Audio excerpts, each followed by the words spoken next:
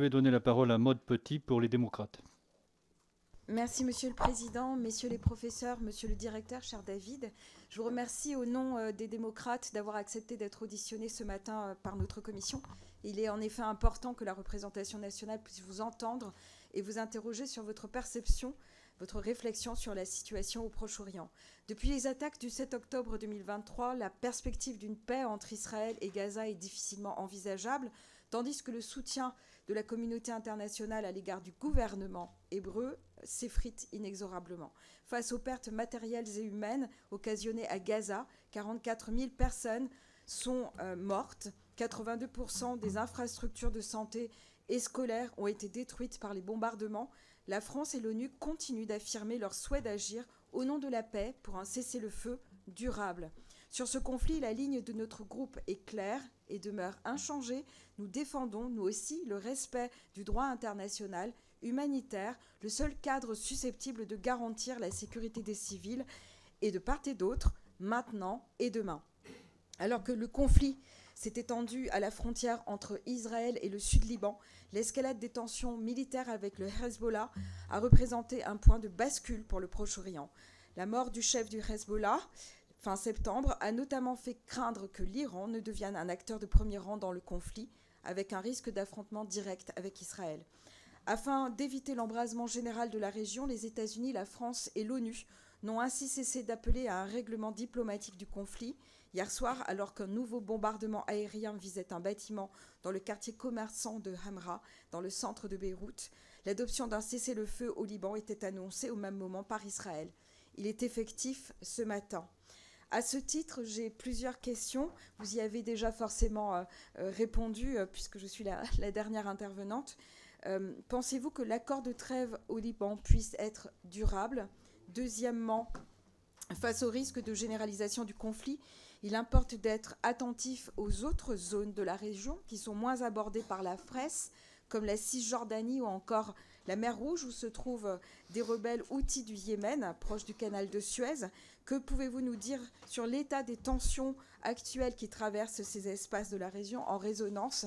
Et enfin, vous y avez partiellement répondu aussi, mais que pouvons-nous attendre d'un nouveau mandat de Donald Trump en matière de politiques étrangères et de coopération des États-Unis pour un règlement du conflit dans cette zone? Je vous remercie. Merci, madame. David Kalfa. Oui. Sur le Liban, oui, je crois que ce cessez-le-feu peut tenir parce que c'est l'intérêt des deux belligérants de faire en sorte qu'ils tiennent. C'est leur intérêt stratégique. Donc ça, c'est le premier élément. Sur... très rapidement, le Hezbollah est affaibli, vous le savez, au commandement militaire décapité, 10% de la force combattante du Hezbollah éliminée, entre 60 et 80% des capacités aérobalistiques du Hezbollah détruites.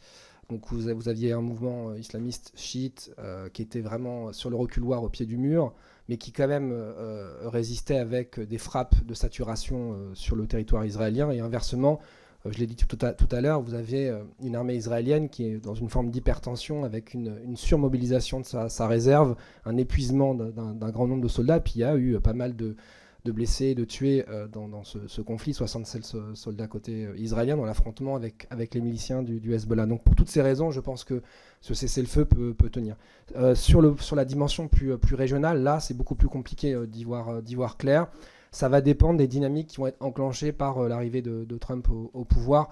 On voit bien en fait que, j'y avais fait allusion tout à l'heure, que l'Iran est dans une forme d'hésitation stratégique entre volonté des escalades, enclenchée très clairement avec la détente irano-émirienne, irano-saoudienne d'un côté, et surtout l'anticipation de l'arrivée de Trump, qui pourrait très, très concrètement, et là je vais répondre ce faisant à votre troisième question, se traduire à mon avis dans l'immédiat par...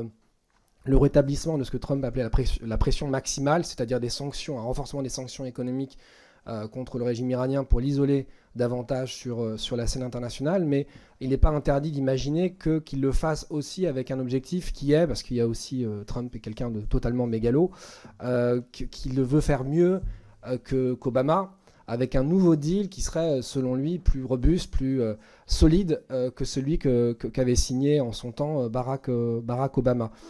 Donc en tout cas, il est très clair que le grand perdant de l'élection de Trump au Moyen-Orient, c'est évidemment l'Iran, mais l'Iran est un acteur qui fait preuve de patience stratégique et qui, vous savez, il y a 4 ans devant lui, donc 4 ans, c'est rien à l'échelle de l'histoire de l'Iran. Et je pense qu'il peut y avoir un processus de désescalade tactique côté iranien. Et donc, ça peut se répercuter, pour répondre très concrètement à votre question sur les Houthis du Yémen et sur la mer Rouge, ça peut se répercuter aussi en mer Rouge avec fatalement aussi un processus de désescalade qui pourrait s'enclencher.